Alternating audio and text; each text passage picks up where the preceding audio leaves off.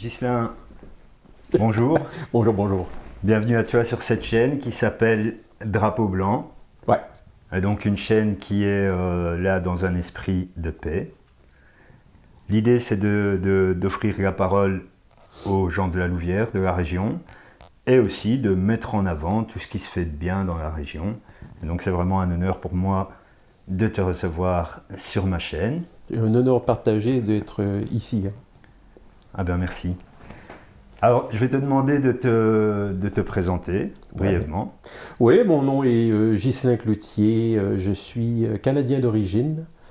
Je suis né à Montréal et toute ma vie, j'ai dessiné. J'ai eu envie de dessiner.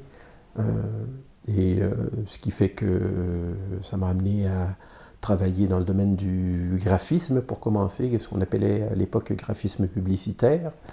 Et par la suite, j'ai bifurqué vers le dessin animé, ce qui me semble être une solution plus agréable que de faire de la pub. Et j'ai travaillé dans cette discipline pendant une vingtaine d'années. Et maintenant, compte tenu de mon âge qui avance lentement et que les technologies changent aussi à une vitesse rapide, j'ai pris la décision de m'orienter plutôt vers le dessin animé et de faire des choses vers la bande dessinée, pardon, et de faire des choses plus locales, si je peux bien dire. Ok. Et donc, dans cet esprit-là, tu as créé une maison d'édition Voilà. qui s'appelle Édition Terrible. Du Terry, oui. Édition du Terrible. Voilà. Ok. Maison d'édition que tu as créée seule. Oui. Seule. Oui, tout à fait. Elle existe depuis quand? Elle existe depuis 2018. J'ai bénéficié d'une aide à la réalisation d'une entreprise. Enfin, c'était une expérience, en fait, pendant 1 an. Et donc là, j'ai construit cette maison d'édition pour me permettre de diffuser les bandes dessinées que j'avais envie d'écrire et pas les bandes dessinées que quelqu'un d'autre me disait de faire. Et c'est ce qui est souvent la situation aujourd'hui dans le domaine de la bande dessinée. Et je voulais raconter des histoires qui parlaient de la région du centre et de la Louvière. Et forcément, compte tenu du sujet, il était fort probable qu'aucune maison d'édition ne veuille éditer un type de projet comme celui-là. Mais comme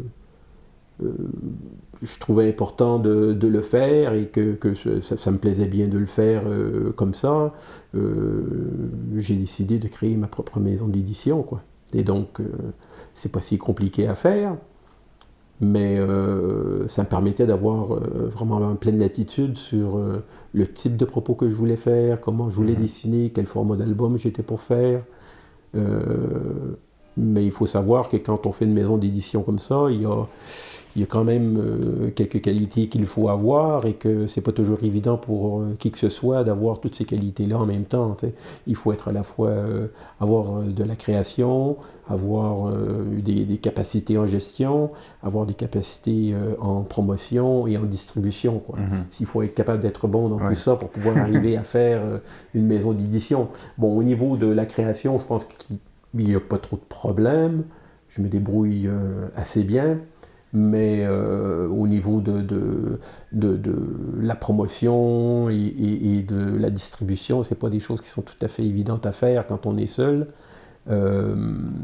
J'aimerais bien à l'avenir pouvoir peut-être faire affaire avec une société de distribution déjà pour distribuer un peu plus largement les albums, donc les distribuer au-delà de la région du centre et au-delà de la Louvière. Donc c'est ça l'objectif, hein, c'est de permettre à la ville de la Louvière de rayonner à l'extérieur de ses frontières. C'est ça. Voilà. Ouais.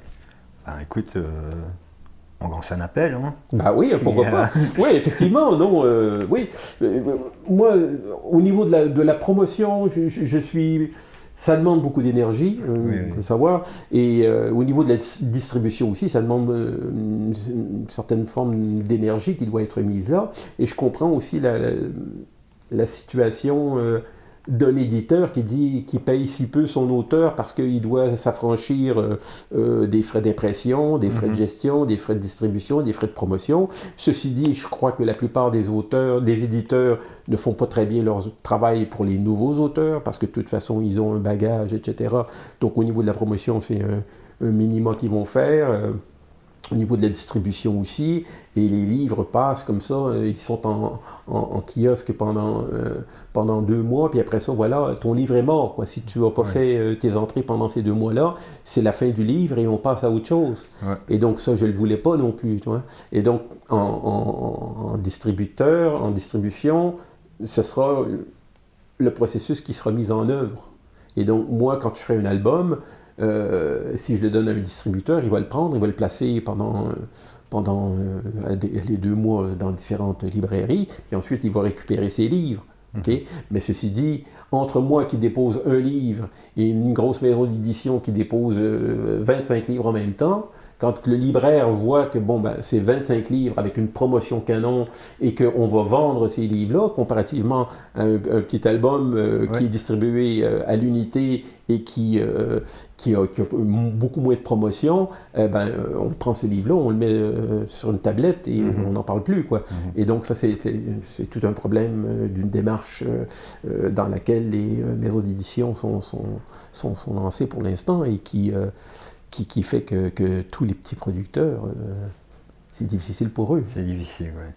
Donc tu as décidé de te lancer là-dedans pour plus de liberté. Voilà. Mais voilà, ça a un coût, quoi. Ça a un coût, tout à fait. Tout à fait. Tout à fait. Et c'est d'ailleurs pourquoi je t'ai contacté pour le fait d'avoir un format long comme ça d'entrevue permet d'expliquer un petit peu plus la situation que de le faire en 288 40 caractères sur Twitter, tu vois.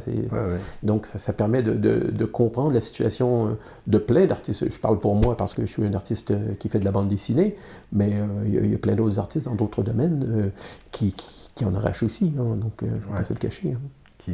Qui ont beaucoup de difficultés pour se diffuser, pour se faire connaître. Beaucoup de difficultés et malgré tout beaucoup de talent.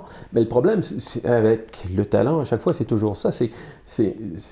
Si on prend par exemple le début de la bande dessinée, où est-ce que tu savais dessiner un petit peu, ça te plaisait bien de faire des petits bonhommes ou des petits personnages, et tu allais dans une maison d'édition et si tu avais un minimum de talent, on t'engageait parce que le métier était nouveau. Hein? Mais aujourd'hui, il y a tellement de dessinateurs qui veulent faire de la BD que cette situation-là est beaucoup plus difficile pour un artiste qui voudrait commencer. Et donc, il a beaucoup moins de publicité parce que le métier fait que tous les albums sont fractionnés un peu partout. Et il y a tellement de pub qui est faite pour tout que pour un auteur, aujourd'hui, c'est difficile de se lancer. Quoi. Ouais. Alors, sur ta maison d'édition, donc tu as sorti 2 choses. D'abord, il y a une publication périodique, un mensuel qui s'appelle Les Contrées du Centre. Les Contrées du Centre. Oui, donc, si tu me dis si je me trompe, c'est un récit illustré qui mélange du fantastique avec des références historiques. Exactement. Avec pour décor la région du centre. Voilà. En fait, je voulais, dans ma folie, je veux toujours faire une série d'histoires, donc il devrait y avoir peut-être au moins une douzaine. Désolé, je ne peux pas rechercher de film ou de série télé par sujet. Mais je peux rechercher un titre, des acteurs, des réalisateurs et des genres. Voilà, c'est la première fois que ça arrive. Ouais, c'est les aléas des directs. Alors, ce que je vais faire, c'est que... Couper série. Voilà, merci, au revoir. Donc, on disait, voilà, mon objectif, c'était d'arriver à faire au moins une douzaine d'histoires différentes. Donc, ça voudrait dire 12 tomes. Et un tome étant sur une année, ça veut dire que j'étais parti pour 12 ans à faire ces histoires-là de récits illustrés. Et chacune des années reprendrait une des contrées, ou donc une des régions du centre, et les personnages qu'on suivrait d'année en année, on les verrait évoluer dans un nouvel environnement. Et à chaque fois, ça voulait dire pour moi, par numéro que je faisais, il fallait que j'aille dans une de ces villes, d'une de ces régions-là, et de prendre des photographies, des références visuelles, pour pouvoir les intégrer dans mon histoire à moi, en les transformant pour leur donner un maximum d'effets médiéval, tout en sachant bien qu'on n'est pas dans un environnement médiéval, mais on est dans un environnement industriel du 19e et du 20e siècle, quoi. Donc il fallait trouver des façons de faire, de transformer cela en imaginaire fantastique, quoi. Et de suivre ces personnages-là de fois en fois. Et donc, pour la première année, donc, j'ai fait sur la Louvière, mais bon, comme la Louvière n'a pas toujours porté ce nom-là, hein. Au tout début, ça s'appelait Menoleu, et donc j'ai utilisé ce nom-là, et de temps en temps, j'ai créé des noms aussi qui étaient proches des noms qu'on a actuellement, et les personnages qu'on suit ont fait le tour de la Louvière, de la région de la Louvière, hein, et puis pour arriver à la fin dans la ville de la Louvière.